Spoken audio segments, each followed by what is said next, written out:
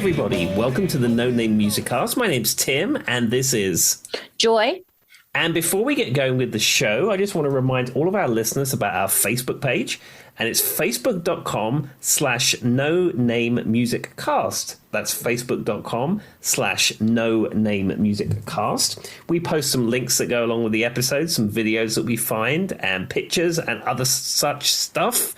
So please join us on there. And then if you feel inclined, you want to share the posts or share the page, we would be delighted if you did that. Now, it's Joy's turn to pick the topic this week. So as always, I don't know what she's going to pick. So, Joy, it is over to you. Okay. So this is kind of a random topic. So the last two episodes were very specific band heavy. So we had the Spice Girls and we have Van Halen. So I wanted to kind of change it up and give a little bit more variety. So this episode, and Tim, you're going to have to use your creative liberties on coming up with a title. Okay. It's literally just about 30 crazy music facts that you didn't really know that I thought would spawn some interesting conversation between us. And it's about musicians, but it's going over things people may not have known about them or about music in general. So Tim can take away with the title. I'll let him think that through. But for our first music fact, Tim, and I think you've talked about this before, so it made me laugh. What if 5 country music songs refer to either alcohol, 1 in 3 has tears, and 1 in 7 says the word mama? Why doesn't that surprise me? I mean, they always also go on about trucks, dirt roads, buying beer in gas stations, regional pride. I always think when you say that Dust in the Bottle song, you know what I'm talking about? Yeah, or you start walking my way, I'll start walking yours, or whatever. Yeah, I've played Dust in the Bottle. I've played that in bands since I've lived here. Yeah, it's a pretty popular one in this area, but that's the first that comes to mind when I hear that. The other one that if I had to pick one, and Hannah will appreciate this is a throw out to Hannah at her hate for country music. If there's one song that I could live and I absolutely have hated since I was a child, it's that song. It's called Butterfly Kisses. Have you ever heard that song? I have heard that song. Oh God, I would rather literally stick a pin in my eyeball than have to listen to that song on repeat. It's a very visual statement, but it's true. And I think it's the subject matter and the way the music is done, but it's especially when it's a guy singing, they have that country music sound to them, and it's sort of men whining sound.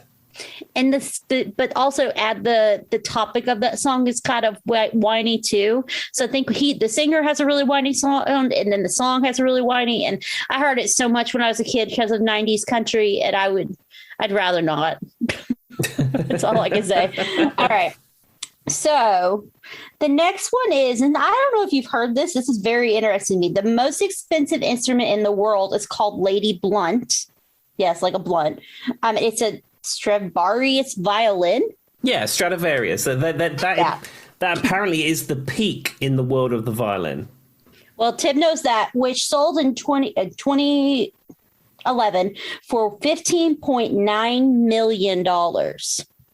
And that's the highest grossing instrument that's ever sold. Yeah, Nigel Kennedy, the violinist Nigel Kennedy, has a Stradivarius, and I don't know whether it's his or someone has loaned it to him, because apparently it's very common that very rich musical instrument collectors who don't play will buy these things as investment pieces, and then they'll loan them to certain people like Nigel Kennedy who can play them and enjoy them, because any kind of instrument like that, whether it's a guitar, a cello, or a violin, if the soundboard is not vibrating or allowed to vibrate, the woods, it can go off. It may never sound the same again. So they really should be played and enjoyed. That's very interesting, though. I mean, that makes sense. I feel like that about instruments, though. Like, I'm the kind of person who feels like I'd rather go to someone who's actually going to play it and enjoy it. Yeah. Are you familiar with the guitar player Joe Bonamassa? Yes. So he has a huge vintage guitar collection. One of the things he spends nearly all his money on, he spends a considerable amount of money on buying vintage Gibson, Fender, Gretsch guitars from the 50s through to the early 70s, which a lot of them is their golden era. And I mean, you're talking $20,000, $30,000, $40,000 a piece. I mean, he's got 59 Gibson Les Pauls, which are probably $200,000 each, and he has a number of those. Yeah. But what's good about him is, like a lot of vintage guitar collectors are people who are very rich business people, buy them as an investment piece and stick it in a bank, and it never sees the light of day. What Joe Bonamassa does is he has these instruments and he tours them and enjoys them and plays them and you know, does everything you're supposed to do with a guitar. See, for me, I feel like the person who made that guitar, the person behind that, I mean, I know not every guitar is handcrafted, obviously, but the person that started that kind of background of that guitar, or the company, wherever the roots were, they were making guitars that they wanted people to play. And so I would like to honor that in a way, instead of, not to say that putting something in a museum is necessarily bad. My preference, though, would be to go to someone who's going to play it. Sure, absolutely. And I've seen Joe Bonamassa a couple of times, and yeah, he brings out a 1959 Les Paul, which is not something you typically see because they're so expensive. Yeah. Well, and I imagine because they are so expensive, that would be a turnoff for people who buy them to play them because they don't want anything to happen, you know? Exactly. So I get that. All right. So another one is, did you know Rod Stewart? And it's going to be a lot of did you know. So if you're playing the bingo card and drinking, I'd suggest don't do it tonight. Because literally that's the whole episode, which was the inspiration behind this episode. I was like, well, we literally spend 90% of the time just naming facts anyway. So let's go with it. Rod Stewart hosted the largest ever free concert. So several free concerts have been reported to have an audience of 1 million or more, but such numbers tend to be exaggerated. However, according to Guinness World Record book, Rod Stewart on 1993 New Year's Eve, it was a concert in Rio de Janeiro, Brazil. It remains the most ever attended concert. It had 4.2 million people who were in attendance of the performance. And then the second most free concert is I don't know how to say, Jean-Michel Jarre, some name I don't know. Jean-Michel Jarre. Jean-Michel Jarre, who is a French electronic instrumental musician. Okay, well, what Tim said, apparently held one at the University of Moscow, which had 3.5 million people. Wow. Yeah. When I actually got to go to a free concert, which was not Rod Stewart, sadly, but I was so excited because it was it's called Fits and the Tantrums, and they're kind of I would say they're mildly popular, but they came for free to Virginia Tech, because me and Tim live very closely to two major universities in the area, so things like this happen occasionally. And the reason people knew them is they were the ones that were in that commercial, the I Can Make Your Head Clap, that's them, that song. Da, da, da, da, da, da. So that was known. And then a few of them kind of had that upbeat kind of punk meets poppy sounds that they've been used in a lot of TV shows and stuff.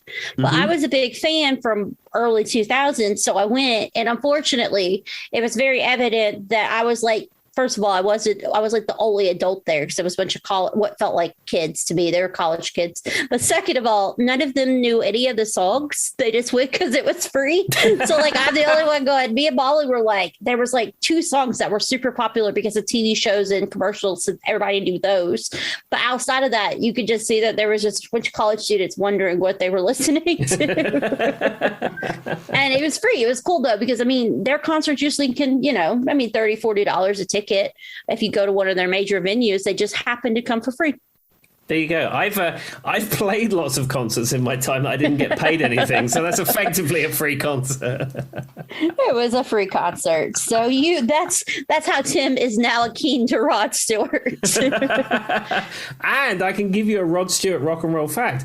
Rod Stewart was discovered busking outside Twickenham British Rail Station by Jeff Beck. Huh. And Twickenham British Rails. I used to live in Twickenham, which is not far from Hounslow for our bingo card followers in the audience. And there's a famous stadium there, which is a rugby stadium, and it's not far from Richmond, Surrey either. Yeah, it's around the area where I grew up and all that kind of stuff. But yeah, he was busking there at Twickenham British Rail Station, and the guitarist Jeff Beck heard him and basically discovered him. Now the rest is history. There you go. Well, moving from the boss, we're going to move on to some boss ladies. It's the Spice Girls. You guys see what I did there? That was good segue. Yeah, see what I did there? Yeah. Anyway, so the Spice Girls Wannabe is actually, scientifically, I'm going to go into it, the catchiest song of all time, which is probably not shocking to anybody. So in 2014, a group of researchers from the Museum of Science and Industry in England released an online test called Hooked on Music. It contained 1,000 quips from popular hits, pop songs, etc., that went all the way back to the 1940s, and it asked 12,000 participants to identify the songs as fast as possible. They found Wannabe by the Spice Girls was the catchiest song. It was able to be recognized within about 2.3 seconds, which was way below the average of 5 seconds for most songs. So given I used to play this game where you had to do that, and I'm the kind of person that's like 0.5 seconds. But they said that this was an average of people, all ages, all genders, all, socioeconomic backgrounds. Like they did their due diligence. And for some reason, Wannabe was the easiest one for them to recognize. But go ahead. I was going to say, you was talking about saying you recognize songs from the intro in 0.5 seconds. Mm-hmm. I've played that game where people play me intros. Yeah. And I'm pretty good at it. Maybe we need an episode where I have to work out the technology, but we need to beat the intro round. I thought about doing that. I've also thought about, there's a couple of different games I thought we could play, but I used to play, there's one on my phone that literally that was the whole game. And I mean, I was like ranked really high up there because I would just spend there. But now that I'm think about the intro to Wannabe. I mean, it's very distinct sounding, and I think the words start almost immediately, right? Yeah, like I think she like literally starts singing almost immediately. That could contribute to why it's so easy for people to pick up on versus maybe if it's just music. Yeah, because it goes, tell you what you want. That's such a distinct opening that I think that could be a contributing factor.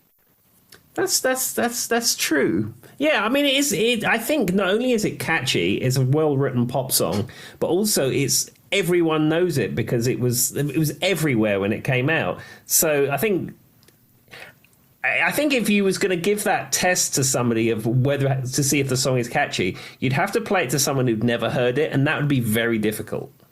Yeah, I can agree with that. I think that to say that it's the catchiest song might not be the best way to label that. More of like the most easily, I don't know, recognized song might be a better way of labeling that headline. I think that's a little, anyway, so I just think that's a little kind of misleading. Now, Tim has hinted at this before.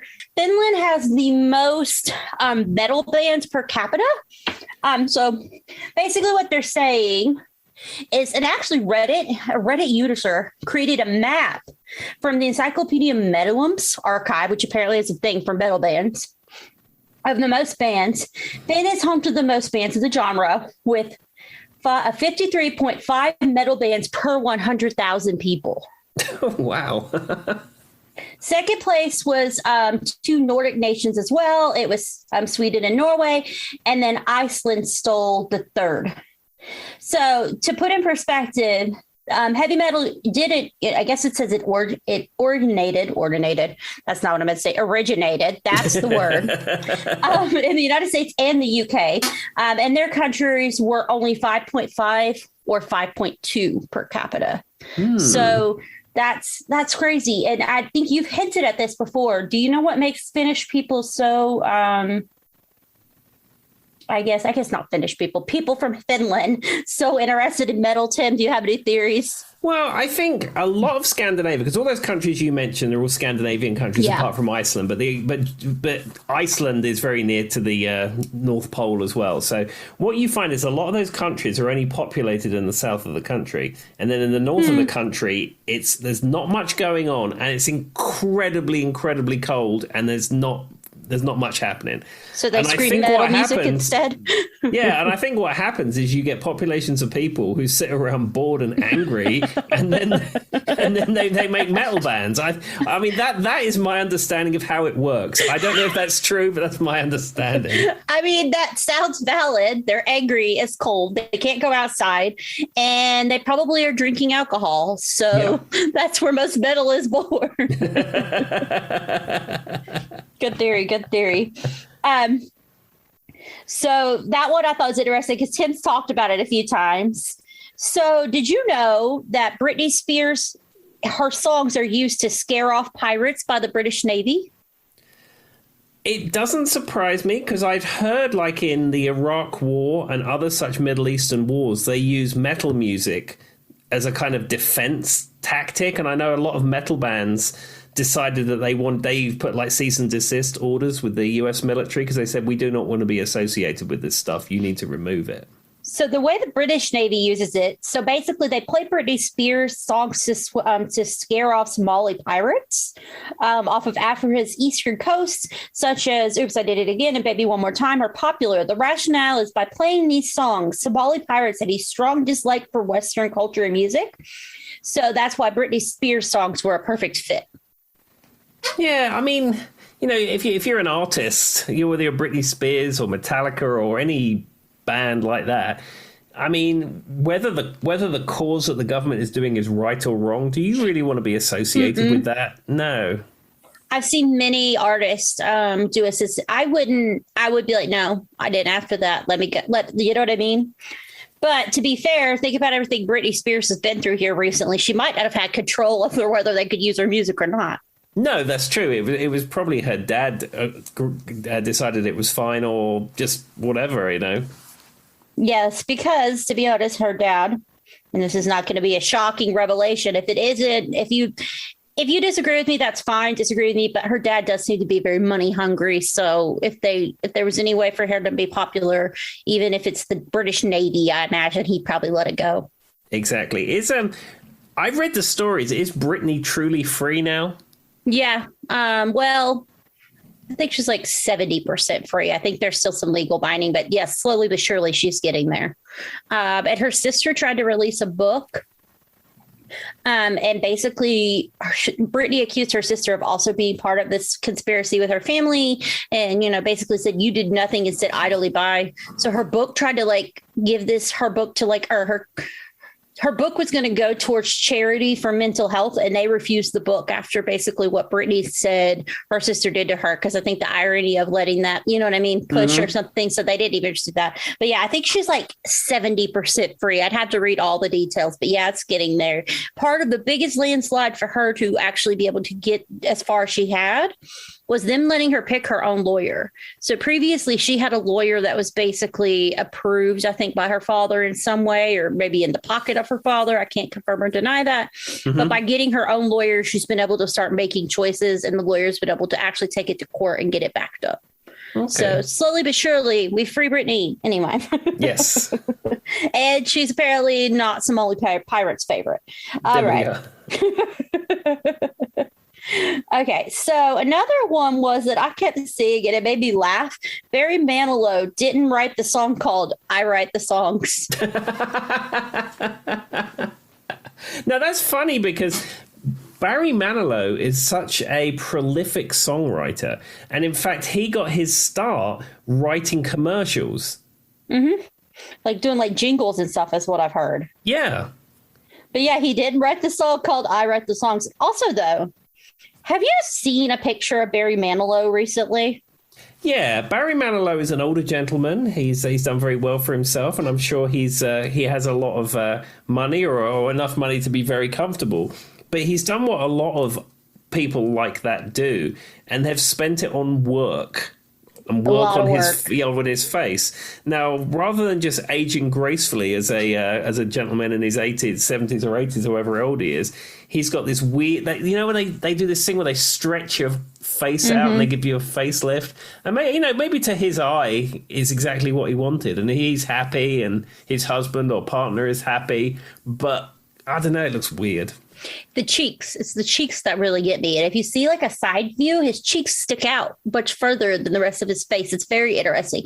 Now, I always wonder, and this is just from a person who finds, who's been a singer in the past. I feel like I would be nervous to get plastic surgery if I were a singer, because anything that affects your mouth, your nose, your palate, your chin, you know what I mean? Kind of like how the famous thing about Freddie Mercury not wanting to fix his underbite.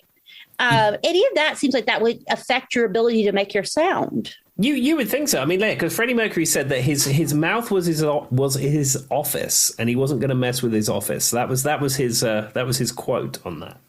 Yeah, I don't know. I feel like as an artist, I would struggle with the idea of getting anything done to my sinuses or my nose or any of that, because that could really affect your voice. But a bad example is Mariah Carey's had a lot of work done, and Lord knows her voice is taking a toll.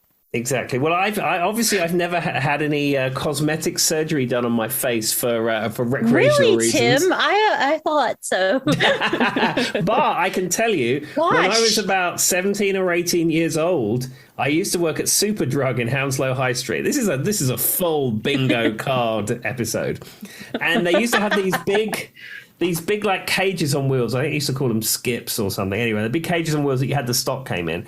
And I pulled this cage through a door, and it was full of stuff. I think it was at Christmas, actually. And I pulled it through, and as it came through, the side of my hand got caught between the skip and the door.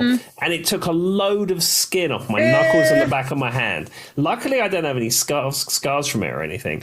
But as it was healing, it was on my left hand, which is my guitar fingering hand. As it was healing, it was stretching the fingers back. So when I was playing guitar, it was actually uncomfortable because of the way the skin was falling. Now, if you're a singer and you're used to opening your mouth in a certain way and projecting in a certain way, like you say, if your face is all squished back, it wouldn't be weird. It would be very hard. I don't know. I just feel like if I had made my entire life, music, I don't know if I could take that risk, but that's just my opinion. And Tim, that sounded like you described the injury tonight, and that made me cringe because ow. Anyway, it was not pleasant. I do know that. Nope, I'll skip it. So the next one is kind of topical as we're going into November. Jingle Bells was originally a Thanksgiving song. Did you know that, Tim? I did not know that. Jingle Bells, the classic Christmas song, was written by James Lord Pierpont and published in 1857. It was meant to be sung during Thanksgiving. The song's original title, One Horse Open Sleigh, then it was changed to Jingle Bells, and then it was reprinted in 1859. There's a plaque in Medford, Massachusetts, at the former site of the tavern where the song is said to have been written in an area where sleigh rides were popular. Would you look at that? I suppose it does beg the question, what is the origin of a lot of these Christmas songs? Were they written, like the traditional ones, were they written as Christmas songs, or do they have origins outside of that holiday? Well, that one that's like chestnuts roasting on an open fire, there's really not anything specific to Christmas in it. No, that's true. So how would we even know? Or is it just songs that come out during that time and now we associate them with Christmas? I mean, obviously, if it's, Christmas, we could see how it could be Christmas, but like if they say Christmas in it, you know what I mean, or anything of that nature. But outside of that, I guess there's probably a handful of them that maybe didn't start out that way.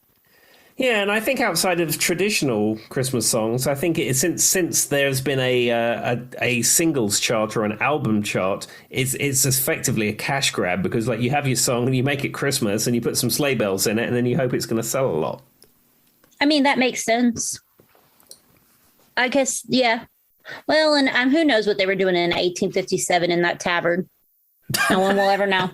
And if any descendants of those people listening to the show, we'd be happy to have you on and we can discuss what went down in that tavern. I mean, especially going into November, you'll be very topic on brand. We got this. There you All are. Right. So did you know Michael Jackson tried to buy Marvel Comics? No, I did not know that. So Michael Jackson so badly wanted to play Spider-Man in a movie that he attempted to buy Marvel Comics.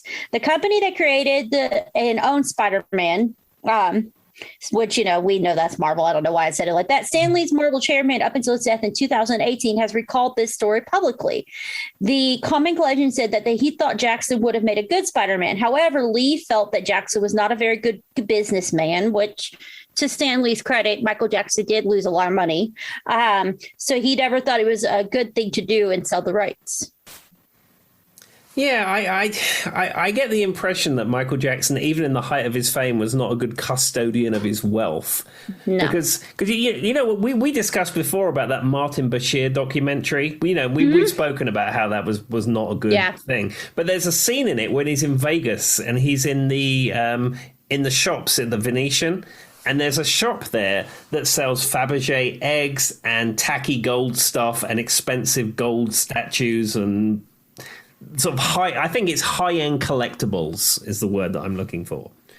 And I've been in that shop. And in fact, that if you go in that shop, they have a video playing of Michael Jackson in that very shop. Now, when he in the Martin Bashir documentary, he goes into that shop. The shop has been closed for him. And he's walking around there, and he's just pointing to things, saying, "Yeah, I want that one, I want that, I want that, I want that one, I want that one, and that one." And each one of those items is maybe $50,000, $100,000. And I mean, I'm sure that wasn't just set up for the documentary. I'm sure that's probably much how he led his life. You go anywhere you want, you see a platinum plated piano, and it's like, "Yeah, I'll have that." 2 million, yeah, I'll have that. That's just crazy. And I mean, to be fair, he did basically run out of money before he died. The Netherland branch was falling apart piece by piece. So Stan Lee may not have been off base based off of what you're saying and what I know about it. Yeah, well, that was the whole thing about the This Is It concerts. He was going to do that residency at the O2 in London. As I think it was supposed to be AEG Live were bankrolling a load of stuff for him. Yeah. And that's why he was going to do a month residency or whatever it was. And they put so much money into that show. Like, did you watch the This Is It movie? Do you know, I've yet to see it. I've seen bits of it, but I've yet to see it. So the This Is It movie, I watched the movie and I have a book on it. But basically, there was so many pyrotechnics, like electronics, like big things. Like at one point, you know, in the song They Don't Really Care About Us, where it's like skinhead, redhead, everybody, yeah, that kind of sounds like a marching thing. So at one point, which that I think that I know you probably know Michael Jackson has alternate music videos for that song too. So depending on which one, this will make sense depending on which one you've seen, but there was going to be like, it looks like Michael as like a soldier, but they made hundreds of thousands of them, and it was like it made it look like it was I guess they were what are those things that, like, when the person's not really there? The one that Prince didn't want people to do with him. What's the word I'm looking for? Hologram or avatar. Yeah, they were like a hologram, but it made it look like it was going to come. Like they showed it up on the screen, and then the holograms come out, and it literally looks like during that part about 10,000 Michael Jacksons and like kind of like one of his famous suit outfits with like the bullets or whatever, that black one, come into the audience and march throughout the audience, like at one scene. And I can't even visualize how much money that would have cost. Like, holy man, they put a lot of money into that concert. Another part was, and I talked about this, I think, on one of the other episodes, whenever they were doing the Smooth Criminal, he literally was up on the screen, and they do like the whole backslide thing that he's famous for with the shoes or whatever. And then there's a bunch of other Smooth Criminals, so they're the outfits. He jumps out of the screen as they're on stage. Somehow it makes it look like he's literally coming out of the screen on stage at the very end of the song. And I'm talking about like the biggest screen you've ever seen with all these pyrotechnics. If I had to guess, it was in the millions at least to fund that. Unfortunately, they didn't get to do it, but there were so many things going into play for that concert. Yeah, and do you want to know an interesting fun fact about that? When they rehearsed it, they rehearsed it at the Staples Center in Los Angeles. And the reason they did that is that the Staples Center is the most acoustically perfect arena in the world. It was designed to be completely acoustically perfect for large events like that. And the O2 Arena in London, which is based in the old Millennium Dome, is an exact copy of the Staples Center, which is why they did all they rehearsed. They got the Staples Center for a number of months to start rehearsals, and then they were going to move it to the O2. So they literally paid for a whole nother stage to rehearse it, is what I heard too. Dang. Yeah. Wow. Yeah. Well, anyway, not to insult him. I love Michael Jackson. I don't think everything he did was great. We talked about, I just separate the music from the artist, but Yeah, I don't think he was a great steward of music, but of money. And like you said, that was ironic. And like you said, that last concert was supposed to kind of help resurrect that, but obviously that didn't work. Maybe resurrect wasn't the right term to use. Anyway, I'm just going to move along. I'm building myself a hole, digging it bigger. All right, bye. Okay, so we're going to change it completely. I had never heard this, but they say a sea organ, and I'm going to explain what that meant, is built into the coast of Croatia. So after Zadar, Croatia suffered devastation in World War II. Reconstruction include transforming a part of the sea coast, or the city's sea coast, into an unbroken monotonous concrete wall. Completed in 2005, the sea organ is an architectural sound object which plays through tubes. So basically, it's like tubes that are hit, and when it does, it sends sounds out through waves, like into the ocean. The steps, which offer both protection and allow tourists and locals a place to sit or stand while listening to the music they create that comes out through the water. Well, that's kind of cool. It must be just the way that the water comes in and it hits the pipes, or however they've done it. Because I mean, that's like a water version of wind chimes, basically. Yeah, that's the way it sounds, because it sounds like the noise comes out through the ocean, but as the sea waves come in, it's hitting these things, and then it comes out through these tubes. And so it's a big tourist spot, obviously. And I think Croatia has probably became more popular in recent years as a tourist destination. But they said that you can just sit there and listen to the music play, which I think is pretty cool. Well, that's pretty cool. I've never been to Croatia, though, so... Neither have I, but I would like to go. I think it's becoming more and more popular as a destination spot. Of course, was Croatia the one where all those people kept getting kidnapped? I don't know. I don't know a great deal about Croatia, but I think in its past it's had some less than great times.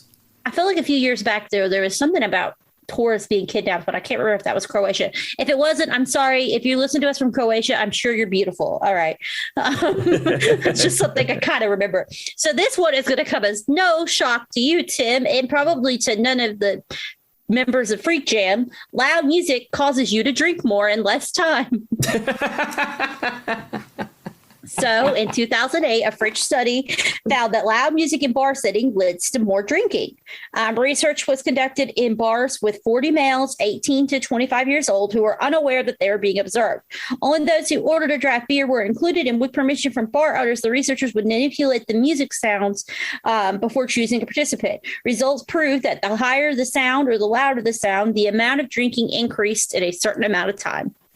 Well, you're cranking the tunes up, you're with your friends, and you go to the bar and you're having a great time, and then the song you like comes on, and then you're singing along, and then you have another drink. I mean, I don't think you really need a French study for that. I mean, 15 minutes in Mr. Bumbles would have told you that. I was going to say, or 15 minutes hanging out with me sometimes could have told you that. Just saying, like, I'm notorious for when music gets loud. That is what I want to drink. Now, it could be a stimulation thing if you want to get down to the science behind it, but I don't really feel like we needed a study to tell us that. And all the gigs Tim's played in his day, I'm sure he's seen that in full effect. I've seen lots of drinking, lots of debauchery, lots of things I would not discuss on this family podcast. And I will tell you, I've played all kinds of gigs in my career. I've played pubs in the UK. I've played events in the UK. I've played all kinds of things. But I play for bikers, play for Hells Angels, biker community. I've done that too.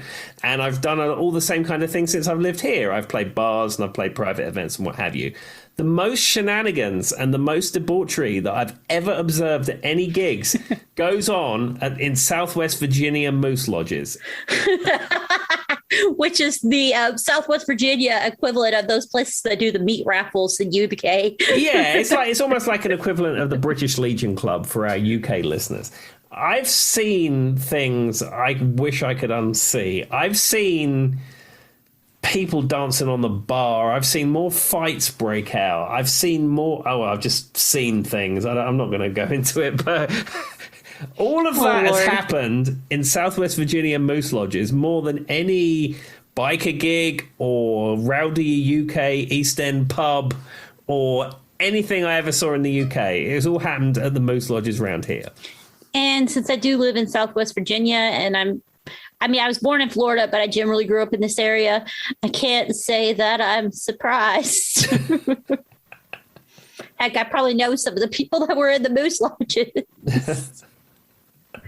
That's not shocking at all. Well, Tim, you and your loud musics make it all them get so drunk. Anyway. There we go. You're to blame, Tim. It's your fault. All right. So Axl Rose, changing gears here, smoked cigarettes as a part-time gig. So here's what happened. While Guns N' Roses were struggling to make an impact on the Hollywood music scene in the mid-1980s, Axl Rose held some interesting jobs, including the position of night manager at Tower Records located on Sunset Boulevard. He and his bandmate Izzy Stradon also participated in a scientific study at UCLA where they were smoked cigarettes for wages for $8 per hour. Yeah, I mean, I'm sure there's a lot of clinical studies around for doing all kinds of things. And I suppose if Izzy Stradlin and Axl Rose are both smokers, it's like, well, we're just going to go smoke some cigarettes. And it's just like business as usual, I suppose. I mean, I feel like I would do the same if I were a smoker. I might as well make some money off of it, right? Exactly. I mean, I know there's all kinds of things that you can get wrapped up in clinical studies for. Yeah, I mean, I know I always saw one where they do your wisdom teeth and they give you a placebo. Some of them get placebos and some of them get the real pain medicine to see how people react after the wisdom teeth. And I debated on doing that when I got my wisdom teeth out. And I was like, well, because I had my wisdom teeth out, 2 years ago now? It's like, if I'm going to have to get the teeth ripped out of my face, I might as well make some money off of it, right? But then I never fell through with it because I kind of forgot what the study was to look it up at the time. But I kept thinking. I was going to say, I can give you a fun fact. I only have one wisdom tooth. It's never been removed, and it's so deeply in my jaw, there's no point in ever removing it. So I had 4. This Tim knows this because I was working with him whenever I did this, that I was having some medical issues. And part of it is I have arthritis in my jaw. And so my wisdom teeth were impacted. So they were all sideways. Some of them were pushing out. Some of them were deep in there. But because of the arthritis, they had to remove all of them. And I had to go completely under. And there's some maybe if I'm feeling like giving everybody a laugh, I'll post a very funny photo of me right after I got my wisdom teeth on Instagram. Not related to music, but it does give you a good laugh. All right. So yes, moral of the story is I probably would do it if I were a smoker too. So it's not really that surprising. So I didn't know this, The Offspring, which is one of my favorite bands, their first drummer left the band to become a gynecologist, which we're not going to go into that, but it was just random that he left the band after 3 years and decided he just wanted to become a doctor. I mean, I suppose, were the Offspring as famous as they are now, or were they peak Offspring when he left the band? I would say it was mid-1980s, so that was kind of probably at the start of their career. Because weirdly enough, what people don't know is the Offsprings had like a very long-spanning career. Like they started in the early, mid to late 80s, and I think they had tracks out in 2000. But I would say this is probably at the very beginning of that. Yeah, I can see that because, you're a young band, you've played the various circuits where you live. Maybe you've got a little bit of record company interest. You maybe even cut your first EP, album, something like that. You've had a little bit of traction in it. And unless you're a superstar or you're a session player, as we've discussed before, there's not a lot of money in music. Even in the days when, people were selling lots of records and making lots of money out of it, there wasn't a lot of money to be made. And if that guy had had a thing where he always wanted to be a doctor, and he was doing the music thing and going along, and it didn't give him the instant fame and fortune he wanted. He was like, well, actually, guys, I'm almost halfway through this college thing to become a doctor. I'm just going to finish it and I'm going to be a doctor. Exactly. And to put in perspective, one of the little things, one of the facts that I came across was you're talking about that there's not a lot of money to be had for artists nowadays. So Spotify the average amount of money somebody gets for a stream on Spotify, it's about 0.003 cents to 0.0008 per stream, with the average payout being per stream 0.004. So if you think about it, as you've talked about, streaming music leaves a lot where the artists don't get a lot of money nowadays. They have to go through so many other avenues to make money, which is why you see Kiss caskets and Queen water bottles and whatever. But also, it basically can be generally, it says singers receive the same or a comparable per song rate as other musicians performing on the track. Generally, anywhere from $50 to $300 per song is earned. And then from that, it just depends on how the song sells.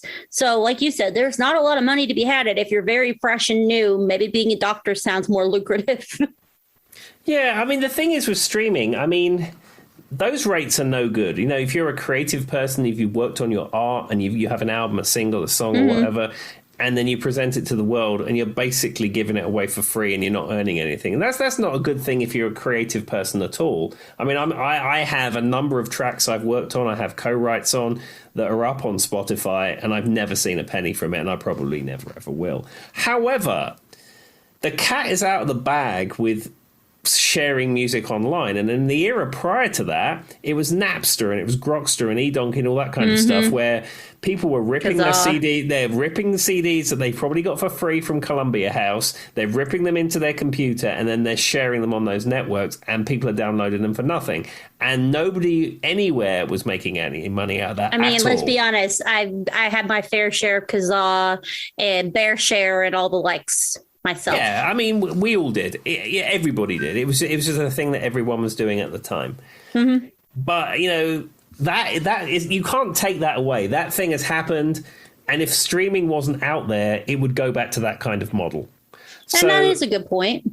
So, as much as I think that the artists should be compensated better, significantly better, especially when Spotify and Amazon Music and Apple Music are probably making billions of dollars, really. What's the other option? I'm in the minority. I buy physical music. I don't buy records so much anymore. I buy lots of CDs, but in fact, most of them are used, so nobody's making any extra money out of it. But anyhow, I'm a collector of physical music because I like it. I used to have a huge, great big CD collection, and I'm kind of re-embracing something I enjoyed from the past. Some people would call it midlife crisis, but I call it re-embracing things from the past. Just saying. So. Nice segue there. Yeah, I'm in the minority there, but most people are not doing that. There's some record collectors out there, and people have got back into that world, but it's more niche than the industry would make out. And they say, "Oh, yeah, it's all about record plants. They're at 100% capacity, and we can't keep up, and what have you." But you look at the figures. I mean, in the grand scheme, it's, you know, if the music market is 100%, 97% is streaming and 3% is people buying records. I can agree with that. And I think you're right. You make a valid point. Like, if it wasn't for streaming, where would we be? I agree with that statement. Makes sense. All right. So we're going to talk about something we kind of hinted on before, but we've never knew a number. Prince played 27 instruments on his debut album. 27. Yeah. He... Not only did he play 27 instruments on his album, he was a virtuoso musician on probably all of them. So on this particular album, so Prince's debut album, For You, was released when he was just 20 years old, and he played 27 albums. In the album's notes, he is listed as the musician behind all vocals, as well as a deep breath, which I thought was funny. Guitar, electric guitar, acoustic guitar, bass synth, singing bass, fuzz bass, electric piano, acoustic piano, a mini Moog. I don't even know what that is. A Polymoog. A mini Moog is a synthesizer. Okay, fine. Polymoog, as Tim just corrected me. An ARP string ensemble, an ARP Pro soloist, some type of I don't even know. OBERHEIM 4-voice, drums, synth drums, water drums, slapsticks, bongos, congos, a finger cymbal, wind chimes, orchestra bells, wood blocks, a bush trap, a tree bell, hand claps, and finger snaps. That's all he's credited for. Yeah, I mean, that's 27 things, but I mean, I'm not taking it away from Prince, but that's about 7 types of instruments. That's what I was going to say. Yeah, it's not necessarily all different types of instruments. Yeah, like you could like a mini Moog and a something Moog and an Oberheim synthesizer and a piano and a Fender types Rhodes. Of drums. Yeah, and a keyboard. I mean, they're all keyboards. They sound different, but they're all keyboards. I mean, from that I got he played keyboards, drums, bass, and guitar and percussion. Yeah, and I mean, like the last 2 were hand claps and finger snaps. So take that in perspective.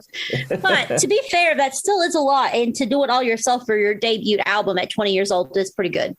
Oh, I mean, Prince was an absolute musical genius whose music spanned various genres. He produced it, he wrote it, he performed it. And he wrote for so many other artists. Yeah, and I mean, he never really worked with other people. I mean, it was just like written by Prince, performed by Prince, produced by Prince. It's like he's creating this music in a vacuum. It's like Paul McCartney is just like creates this music and it's just in him, and he just I don't know. And it just kind of bleeds out. And that's the weird thing about it is I feel like, you know, we kind of joke about like Madonna. She is Madonna. Like she's produced this kind of world around her that makes her Madonna. That's not just her music. Well, Prince did that in a different way, but his was more of how good a musician he was, just affected your opinion of him and everything. Like he built that kind of, he is Prince, you know, that there, it's like almost like the machine that is Prince. I don't know how to explain it. Like everything he did was so odd branded, so perfect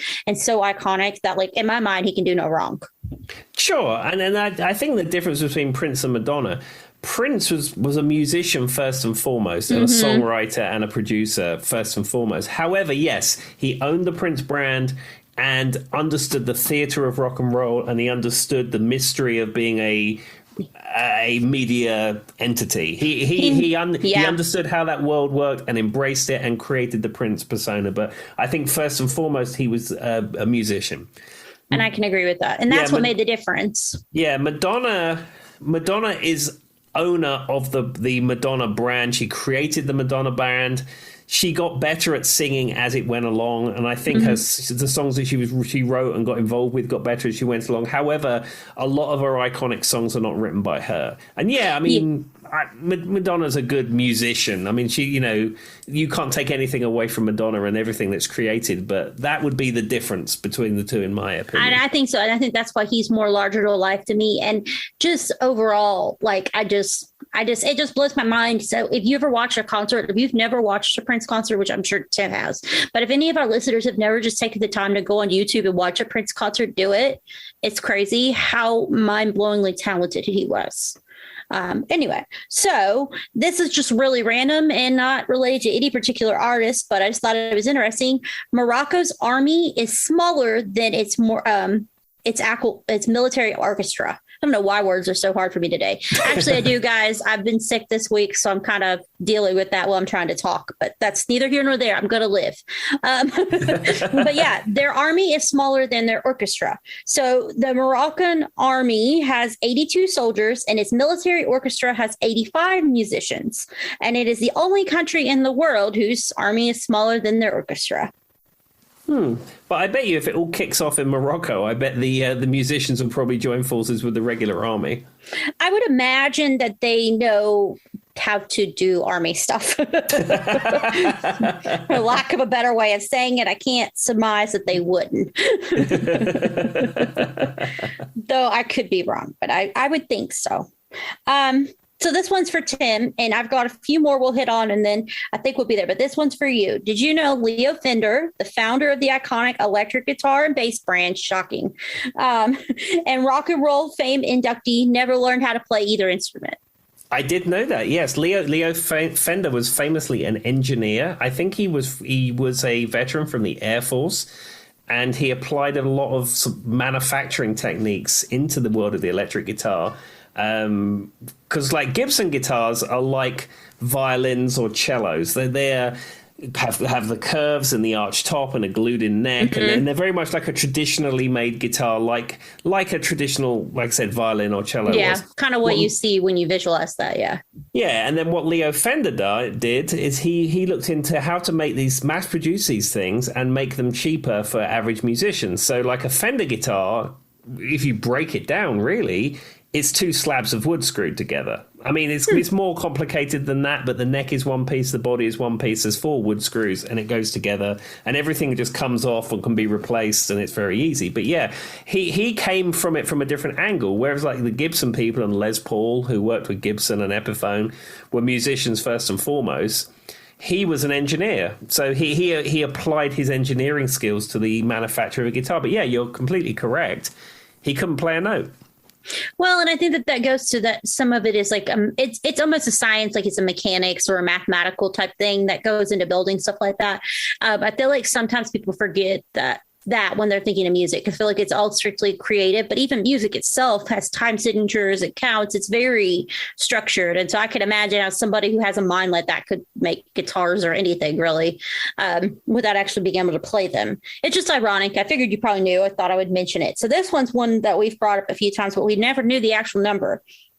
In the U.S. in 2005, vinyl records sold. I'm like doing tongue twisters over here. Only reached 35 million. In 2015, because Tim said that now it's become the thing to do, it expanded to 416 million in sales in just 2015, and I imagine it's higher now in 2021. Now, when you say that figure, is that units sold or the dollar amount sold? It's dollar amounts. So It's the actual dollar amount. Well, so yes, more people are buying records. Not, as I said, it's not as super popular as they make out, but yes, more people are buying records. However, have you seen how much brand new vinyl records cost? Exactly. That's what I was going to say. They've skyrocketed. Every single one's like $30 a piece. Oh, I hit the table, Tim. Yeah, it's fine. Ladies and gentlemen, I sometimes edit out when Joy does on the table. But tonight I'm feeling loose and free. And there you are. You've got a bonk on the table from Joy. Please just name this episode Joy Hit the Table. Yeah. So if you guys don't know this, I get a little animated when I talk, and I like to bang on the table. It's a problem. Anyway, all right. So anyhow, let me finish with vinyl records. So when vinyl became a big thing again, probably 20, I don't know, 13, 14, 15, when it started becoming a big thing again. Certainly in US dollars, you go on Amazon and a vinyl record was maybe $15, 20 maybe if it was a double. Mm-hmm. And now, if you go on Amazon for a single vinyl record, you're probably looking at $30. And then if you go, so there's like a double, and it's very common now that a classic album is repressed as a double album set, because if you put less tracks on a side, it sounds better. You're looking at $49, $50. I ordered the latest Joe Bonamassa album, Time Clocks. It hasn't come out yet, and I bought the CD because I'm in my CD world. I'm embracing 1982 like it's the time to be alive, and I paid $14.99 for it. I just out of curiosity, crisis over here. Yeah, I just out of curiosity looked how much the vinyl was. It was $43. Mm-hmm. And if you go into a Barnes and Noble, stick over to the vinyl section, every single one of them are anywhere from $30 to $40. Like, it's outrageous. I actually have bought a few on eBay. Like, I bought some recently, some Pink Floyd and some Rolling Stones, but I bought them the original prints, like secondhand on eBay, because they were much cheaper than if I got anything in person. But yeah, outrageous. And apparently, I think you're right on the money, because it says 2015 is when that number I quoted a minute ago is from. So that's probably right about the right time frame. All right, Tim, this is just really funny, so I want to say it. And ironically, since my mouth is dry and I'm having sinus problems, this is going to be really hard for me to say, but I'm going to do it anyway. Sorry in advance. The longest song title ever is Hoagie Carmichael's 1943 song, and this is the title. I'm a cranky old Yank in a cranky old tank on the streets of Yamaha with my Honolulu mama doing the beto, flat all by Cito, Burrito Blues. I mean, it's not the catchiest title I've ever heard. But it's a very descriptive title. It tells you what I think the song is about. I mean... Yeah, Running with the Devil's pretty straightforward. Okay, yeah. I mean, that was a little bit more straightforward. You're right. Right. Okay, I'll give you that. But yes, that was, I mean, it was 1943. It was a different time, Tim. Who were we to judge Mr. Carmichael's his song titles? All right. So I'm going to leave you with this. Well, I'll probably do two more, but this one's a big one. And Tim's probably well aware of this one. Where did it disappear to? It's a Beatles one, and it's Freddie Mercury one. There it is. In Bohemian Rhapsody, Freddie Mercury plays on the same piano used by Paul McCartney and Hey Jude. Did you know that, Tim? I didn't know that. It was probably at Rockfield Studios, which is where it was recorded. So it was probably a house piano that they had in the studio. Yeah, you imagine how many instruments, like the same instruments, been used on multiple, like house, like you're saying, like a house band or a house studio, something. There's probably one instrument that's been used on like 74 hits, if we just don't know it. Yeah, because I mean, I've recorded in commercial studios, and often you go in and they have a drum kit which is mic'd, and all the rattles have been got rid of, so it's going to sound good when it's recorded. And often you will have a piano in the studio which is set up the same way, which is mic'd and make sure that there's nothing like rattles or creaks or anything coming off it. And in addition, often studios will have guitar amplifiers and even guitars available for you to use. So, like if you're a Fender guy and the sound's not happening and you want to get a Gibson sound, there'll be a Les Paul on the wall that you can pull off and do that kind of stuff. So yeah, if you think like a working studio like Rockfield, which is the same where Bohemian Rhapsody and Night at the Opera was recorded, I mean, it didn't just appear for them. I mean, that had been there for years, and there was people way after the fact that used it. So yeah, I'm sure it doesn't. I never really thought of that, but it doesn't surprise me. No, and I mean, I guess that's what I was thinking. I was more interested to think about how often that happens, and we probably don't realize it. It's one of those things. All right, Tim, did you ever watch The Simpsons, or have you ever watched The Simpsons? Yes. So when The Simpsons first came out, it came out in England and it showed on Sky TV. And Sky TV was the first real multi-channel TV that anybody had in England. Like, some people had cable maybe in the late 80s, but it wasn't really a thing. Most people just had regular 4 terrestrial channels. And then Sky TV came out, and they sold a very cheap satellite dish and a very cheap receiver, and everybody had them. And then like their program on the Sky Channel, as it was known, which launched it, was The Simpsons. And I watched The Simpsons for the first 5-6 years of it, and then I sort of got bored of it. And then I tried to revisit it a number of years ago. And the problem is, it makes cultural references to films and TV and stuff that I have no interest in. I don't know what it's going on about. So I just can't relate to it anymore. Okay, so the facts about The Simpsons, now that we got that history, is the song Do the Bartman was written by Michael Jackson. So here's the story. In the early 1990s, during the heyday of The Simpsons' popularity, the people behind the show decided it was time for the cartoon to start churning out music, blah, blah, blah.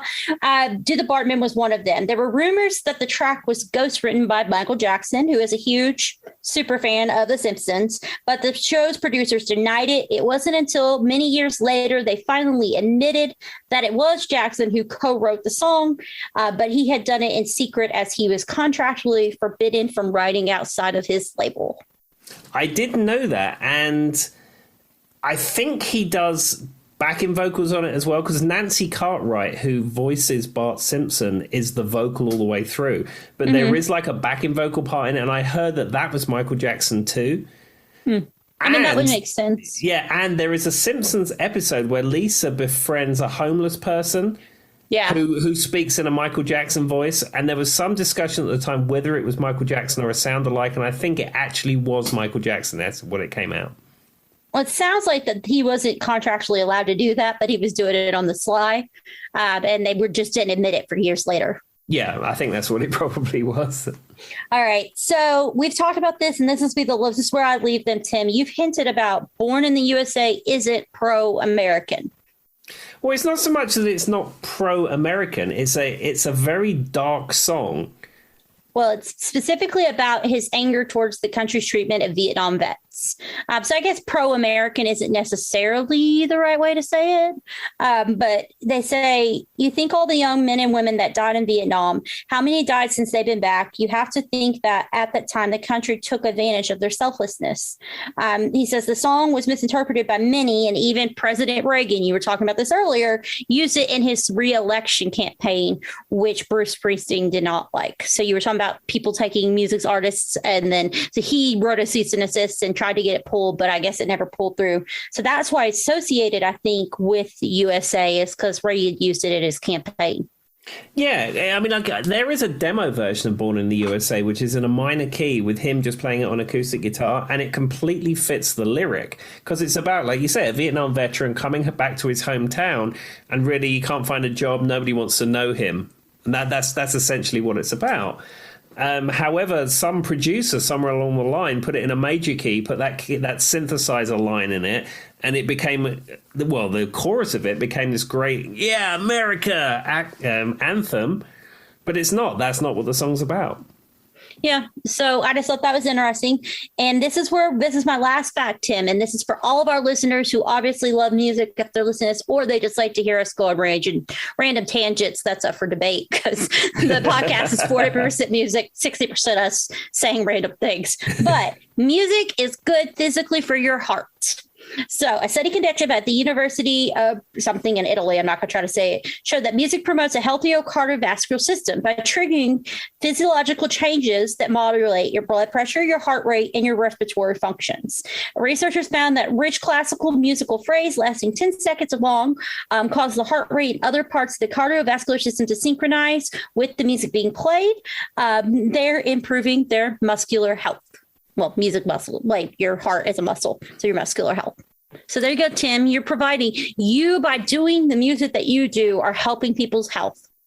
Well, would you look at that? I'm keeping people healthy. And do you know what also keeps people healthy? What's that? Listening to podcasts that talk about music. We haven't done a study on it, but if you would like to do one and use our podcast, just let us know. Well, laughter. If our podcast makes you laugh, they have said laughter affects your health. There we go. And I hope you laugh along with us. Yes. And with that, I will let you go. But we hope you guys continue to laugh along with us. Bye. See you later. Bye-bye.